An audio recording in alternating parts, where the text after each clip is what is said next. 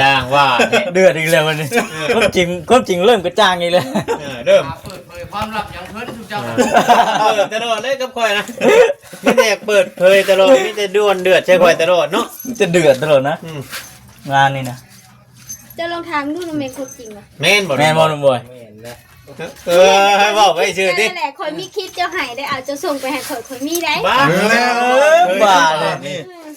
เองมีหลักฐานไว้อีกว่าไปอยู่บ่มีเนาะคอยเฮ็ดนั่นคลิปออกมาความจริงถูกเปิดเผยแล้วบัดนี้นะ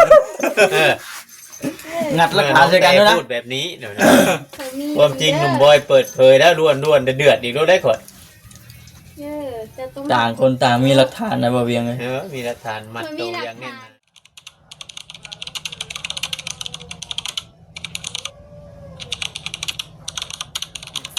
จ้างว่าเดือดอีกแล้ววันนี้ก็จริงเริ่มกระจ่างอีกแล้ว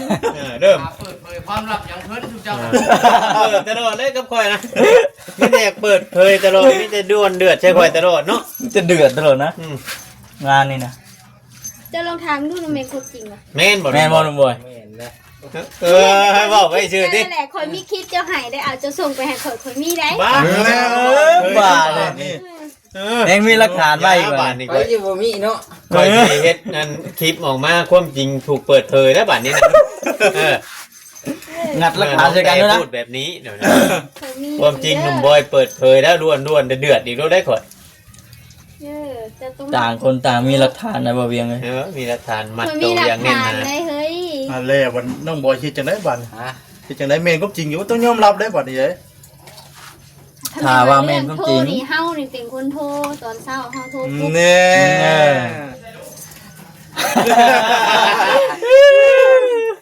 ว่ายังบ่เป็นบ่เนาะบ่ถึงฟ้องยังถึงเสร็จเลยเด้บางเนาะตื่นสวยเด้เฮาต้องโทรไปปลุกไปเฮ็ดเวียกแต่ตอนนั้นเฮาบอกว่าเพิ่นน่ะโทรปลุกเฮาลูกเฮ็ดเวียกแต่ 4:00 นเด้เพิ่นเลยลุก 6:00 น 7:00 นเปิดงานน้ำแล้วนี่นอนตื่นสวยกายเป็นเฮาเป็นคนโทรปลุกคำถามว่ายังหับอีกได้ดีโตอีกว่าซั่นซะเนาะลินโตอีกได้เห็นหน้าตาดีกะแล้วหล่อนะงั้นน่ะน้องบอยก็เลยยิ้มเด้อเห็นว่าหล่ออะไรไปดิเห็นว่าหล่อนะความจริงเริ่มเปิดเผยอีกแล้วพี่น้องเอ้ยเริ่มกระจ่างเริ่มใสอีกแล้วหักขาวได้ฮะขาวตะกี้บ่เราบ่ได้ถือแดดถือลมเฮ็ดเวียกยังเพิ่นตะกี้น่ะเฮ็ดโรงงานน้ำโรงงานน้ำเจ้าเด้ก็สิไปเฮ็ดรูปแบบห้างขายเครื่องเอาไปยังบ่ได้ไปพบไปเจอกันแบบได้บัดคือไปชงน้ำบ่น้องบอย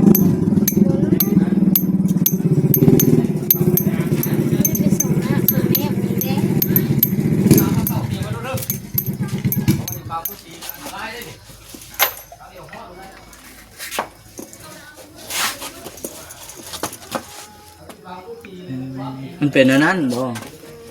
จุดเริ่มต้นไปที่มาเพิ่นน่ะจุดเริ่มต้นเพิ่นว่าแม่นทางน้องบอยกับน้องกระแตจุด ความรักเริ่มต้นหล่อได้หล่อได้ยอมรับปัจจุบันนี้ได้ใช่กันหล่อแบบคนขาวเนาะคนขาวกันตะกี้เราบ่ได้มีสิวลายกันนี่เอาแล้วเนาะเดี๋ยวนี้สิแต่ว่ายังรอคือเก่าอยู่หรอกเก่าแน่เนาะได้มาเอานะลูกกาญาติบ่เนาะบ่ได้บ่เพื่อให้สิไปหามาได้เตะนึงบ่ได้เนาะบ่นะเดือน6สาวเก่าให้ยังศูนย์เลยน้องบอยปลึกแท้อันนี้เบิ่งผู้ผู้สาวเก่ายังหายสะรถเนาะเดือดอีกแล้วน้องเต้เนาะเขาห่วงเนาะมันก็เป็นเรื่องคือเงียบเลยจะคือว่าอะไรกินจะคือว่าเก่งจะว่าบ่ได้ติจะว่าบ่ได้บ่เนี่ยมันถึกบ่ได้เนาะมันถึกบ่ได้เนาะน้องบอยเบาความจริงไงเนาะมาเบิดแต่นั่นนะเราไปละเนี่ยกินนี่เพิ่นยังเถียงเฮาอยู่จะเอาความจริงมาเว้าเด่นบัดได้แต่เงียบมันจะให้เฮ็ดคลิปอีกอันนี้คลิปอะไรติเนี่ยก็ คลิปบัดอยากให้อ้ายเอามาเฮ็ดคลิปอีกบัดนี้สิเด้อ คลิปให้บ่ เจ้ากระ คลิ ดา ปให้บ่ อดเอาก่อนมื้อหน้าก่อนเนาะน้องบอย หาคุณแหลบาท ให้ทั้งหนุ่มคำกับหนุ่มชาดี โอเค สัมภาษณ์หนุ่มบอยโตพี่น้องบ่เวียนจบคลิปก่อนปิดปากทำกันบ่ใครบ่โน้โฮมอนจบ แม่นั่นแหละเว้าหยอกเว้าหัวกันนั่นแหละเนาะน้องเต้เนาะ อย่าลืมคอมเมนต์กดไลค์กดแชร์กดติดตาม น้องน้ำน่ะทั้งน้องบอยบ่พุด เพิ่มเติมนำกัน สิผมมายันหมาน้อยรอดกับเพิ่นบ่รอดได้เด้อน่ะขอดโอ้ยรอดใบคือหยัง นี่ทำงานเป็นสัตว์ สบายคักปัญญังแล้วบัดแล้วบัดเลย บอกห้ามเจ้าบ่ฮ้อนบ่ฝนเจ้า คลิปลองน้ำไว้ ละนี่ตกใส่ พี่แหละกกช่วง ไปเลย โอ้ เอาแล้วพี่ย้อนเสียงทางนี้เนาะดำปื้อๆอยู่ พอดีน้องเต้เข้าไปเบิ่งเด้อเอ้าบ่สิติ ลำปื้อ ใจ ๆอยู่ เห็ดคือเขาถ่ายเห็ดบัตรอย่างเลย โอ้ เอย อ มาสิเราเลยเนาะ เห็ดบัตรอย่างก็ เห็นบัตรบ่ บัตรอย่างเลยบัตรเขาเอิ้นบัตรเขียวเนาะ เหมือนบัตรอันนั้นบ่บัตรอัน ไปผ่ามันดิ เด้นี่เขาใส่เบิ่งเขาต้องถ่ายตัวเองไม่ใช่ว่า บัตรหยังว่าบัตรฉีดลูกชิ้นบ่ บ่ โมเมนต์อ้าวบัตรเขียวเบิ่งเด้อคนนี้จะเบิ่ง เขาบอกให้มัน แอมบ่ดื้อเลยอันนี้น่ะบัตรเฮ็ดงานบ่ นี่ก็ยังอยู่เรื่องของท่าน บ่บัตรเข้าไปพูดเลยเขาบ่ได้เสียเงินอีกนะ สบายดีเด้อ พวกไปทำนั่นทำนี่ ดีเบิดสุขทุกคนเบิ่งยังบ่คำนะ ไปเบิ่งอันบัตรอุทุมพรเป็นคนละเขต วัดท่องเที่ยวบ่ เขาบ่ให้เบิ่งเขาอายตัวเอง แหมบ่ทองหมู่เนาะให้เบิ่งเนาะน้องบอย เขาคำอึ้งเลยเห็นหน้าไปขึ้นกัน บ่มันแม่นบ่บ่เห็นจังเนาะ ไปเฮ้ยเขาจึงสิจื้อบัดนี้ เอ้าคือชื่อเนาะ ชื่อนี่แหละชื่อนี่แหละเนี่ยชื่อนี่แหละ ไม่น่าบ่ตรงกับรูปบ่ มันเว้นไปน่ะ เป็นที่ใดบาด ก็ถือคู่ถือยังนี่เนาะ เหมือนมีคดีดิอ่ะเก็บไว้แต่ว่ามันนั่น บ่ บ่ เห็ เห็ น น เลยคนนอนพักผ่อน ชื่อนั่นแหละ คือคนเฒ่า60ปลายปีนี่แหละ เห็นบ่ เนาะ ปกติคือว่าโยกอยู่ เนาะ เนาะ ทั่วโลกบ่ได้บ่เข้า ในหูในหู แต่ว่าตัวจริงเนี่ย อันนี้แหละคือว่าตัวจริงบ่คือในหูนะ ผู้โลกผู้ตัวจริงบ่ด้วยได้ ตัวจริงก็พวก พายุนั่นน่ะเนาะก็ว่าพวก อันบ่รอด ทำผันในหูประจ แม่นบ่ จริงเลยอ่ะ ตัวจริงดิ ำจริงเอาเขา เละ อยากเข้าได้บัดนี้หูเจ้าน่ะจะเข้าไปเบิ่งรถหูจะคือเจ้าถ่ายลงแบบ YouTube บ่ยังบ่เลยจะเข้าไปเบิ่งรถคลิปเจ้าเองนะ มันเป็นน้ำกล้องบ่หรือว่าเป็นน้ำแสง เป็นน้ำข้นนี่แหละ เป็ดน้ำคน จุกเลยฮะตับ เอ้าน้องเตวานบอกคำมันดำเนาะ อ่ะ มันเป็นน้ำข้นนี่แหละ เอาผู้นำมาถ่ายเบาคำมาถ่ายเอาครับ โอ้ยเย็นแล้วบัดนี้เนาะ สต็อกนะเบิ่งมึงมื้อเช้านี่คือว่า80เป็น5% คนนะโอ้ยเลยค่ะ เมื่อวานนี่ก็เท่าไหร่วานนี่ก็เติบหนึงนี่เมื่อวานนี่ก็คน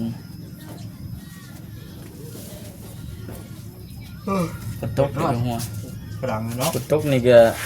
โอ้ยแม่นว่าฝนบ่ตกจ้ะ น้องบอย พื้นก็หัวมันเตะจมหาก็บ่เห็นเท่าหน้าเพิ่นแล้วพื้น เดี๋ยวนี้เฮ็ดปวกคือสิออกเท่าบ่น้องบอย ส่วนไปกันว่ากูไป 33 ไปนะปะ เฮ็ดปวกไปหาเฮ็ดปวกบ่เอาในใดก็ได้ ปอ เอากระไรคลิปหนึ่ง มันอยู่คนละเขตเลย แกล้งเฮ็ดปวก เมืองไซบุรี มันอยู่คนละเมือง ว้าว บอกง่ายๆก็หาเฮ็ดปวกขาบเมืองนะเพิ่น โอ้โห มันเก่งเฮ็ดมันขึ้นกับเมืองไซบุรี มันเกิดบ้ายน้องเต้ ไปหากินไก่อยู่ดิ หา เนาะ กินไก่ทินนะดิ เดี๋ยวนี้คือสิมีแท้บ่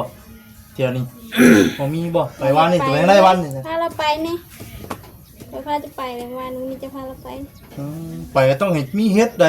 ไปบ่มีเฮ็ดได้ เอา เสีย แล้ว เที่ยวได้ ไปสิไปหูเนาะว่ามันมีมันบ่มี ต้องให้ได้อีกเด้ที่บ่ ต้องให้ได้เมื่อต้นลูกต้นเมียเลย ไปเฮาสิพาไป ฮะ ชื่อเอา ว่าโด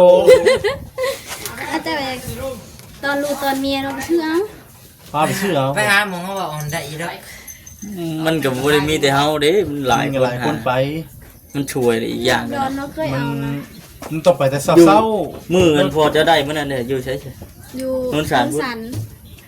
อยู่บนเฮือนหลังเก่าพุ่นบ่ อยู่วางเฮือนเงียงได้เฮือนน้องอ้อมนะ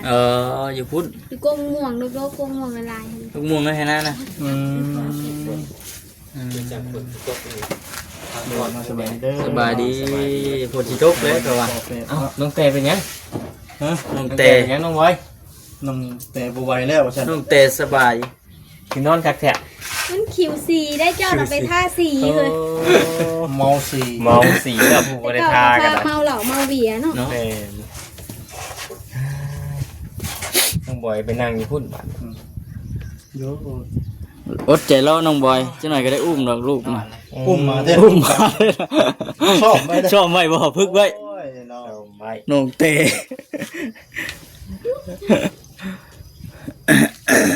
นอนแม่ ของแขกก็คือบ่ไปหาซื้อเผลอมากิน ไงบ่ได้ฝ่าย เฮา ต้องรอ บ่เป็น ต้องรอเบาดิมาอย่างเดียวเลยนะ เฮาขับรถจะบ่เป็นเขาขับไม่ได้ เบื่อกินเจแล้วก็วินเลยเนาะ ไปเลยอ่ะ น้องแต่นอนแล้วไม่ไหวพี่น้องเลยคุณ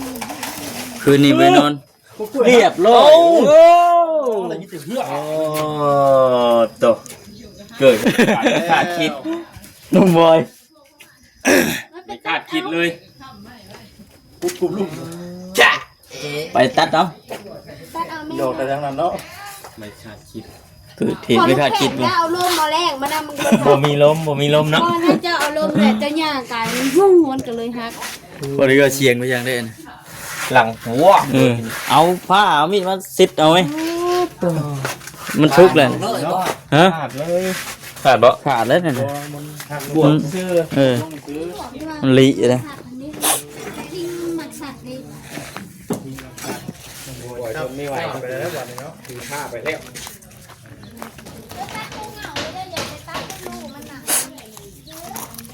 บาทเดียวบุด บาทเดียวเลยว่าแล้วกี่คำอีก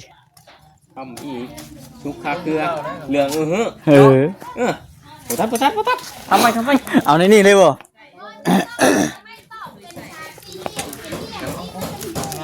ย่างผ่านแล้วทับก้านคอตัวเองนี่ ให้มันชุกคาเกลือเลย เอ็นมาพี่แล้วนี่ ปิ้งออกไหมมา เอามาอีกดิเอามาเสริมอีกมาเสริมอีกเอาตะปูมาตอกใส่เลยเห็ดจ่ายเลย มีไหมอยู่วะล่ะ เอาตะปูมาตอกใส่ขึ้นเสานี่ไปยังเราโอสดี แต่เมาสีนอนพี่น้องเอ้ยเนาะ จับกล้วยถามน้องบอยต้นกล้วยมันสีลงอีกแล้วบอยไปหาไม้เอาคำไว้ ทำไมน้องเตไม่อนุญาตให้เราบอกทำเลยทำไมบ่าวพวกบ่าวมาถ่ายทำไมนอน บอกเหตุผลพ่อพี่น้องมันด้วยฮะเป็นนี่ใด หัวมอซีมอซี เราสี่ เมาสี คือว่าอยู่คนละประเทศกัน ลมมันมา ลมพัดมากคือเดียวนี่ดิ น้องแต่เมาสีก็เลย เร็วตัดจุ๊บ นอน ตาจับปวดแล้ว เอาแล้ว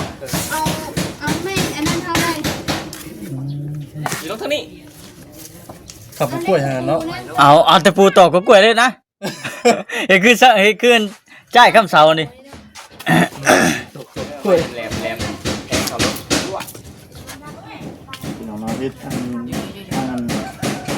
สวนน้องแต่มีแต่พักบุ้งนะเนาะจะระยากขึ้น ร้อ เว้ ย ย ไปดู โบอยู่ค่อยว่า เรียบร้อยแล้ว เพราะเราผัดกับตกแล้ว ลมพัดเดี๋ยวหนึงยันทวนแล้วเจ้านี่ มาใกล้ไม่งั้นมันจะลง ไม่เปลี่ยนป้ายใช่ไหมเฮ้ย หามาใกล้บริเวณนี่ดิ ใกล้ เป็นที่อันตรายป่ะ นี่ที่อย่างทลายแดด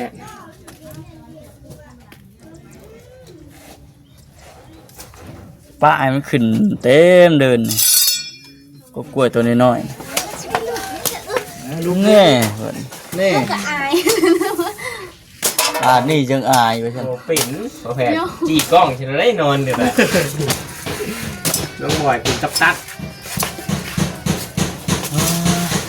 พูดเอาไม่พอลูกแขก ฮะ พูดเอาไม่ พุดเอามาปลูกวะ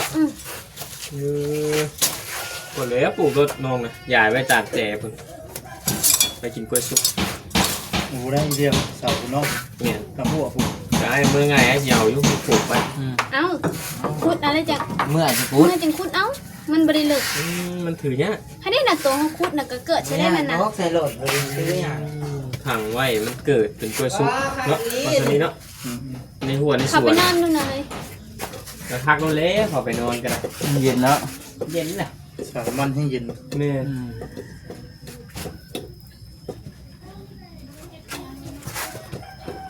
กระดาษตัวนี้ยังสิได้ขุดเอา คุณบอกว่า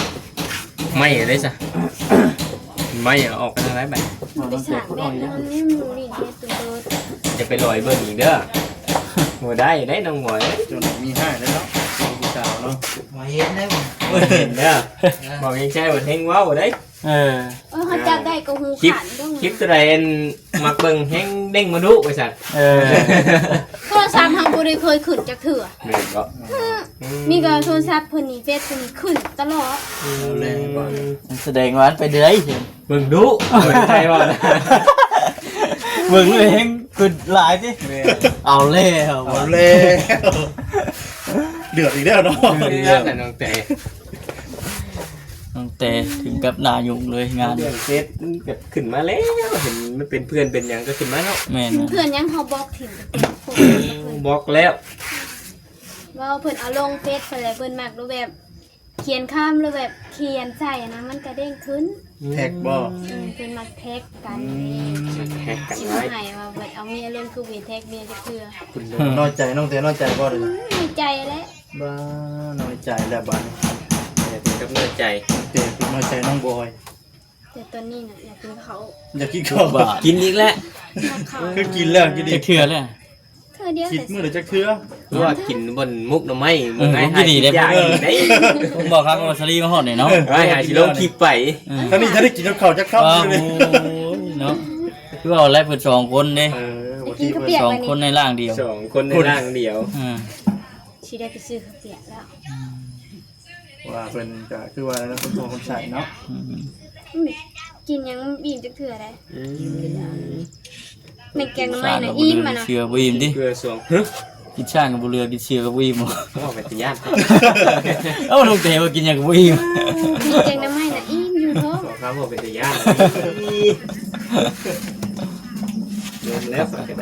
คัก